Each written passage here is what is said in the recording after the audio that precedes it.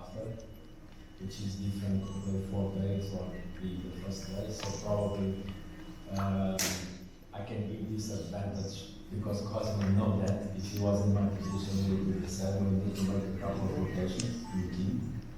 So it's nothing unusual, nothing surprising. But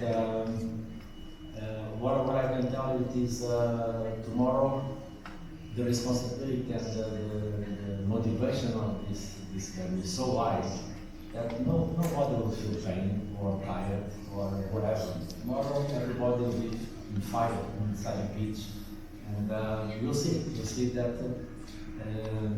My view it is this. All right, is the first game for the league. Probably let's think in a positive way. We have the lucky opportunity to have a Taksim against Qatar 3 days before. So we take advantage of that. They take advantage of the rest. Let's see what happens.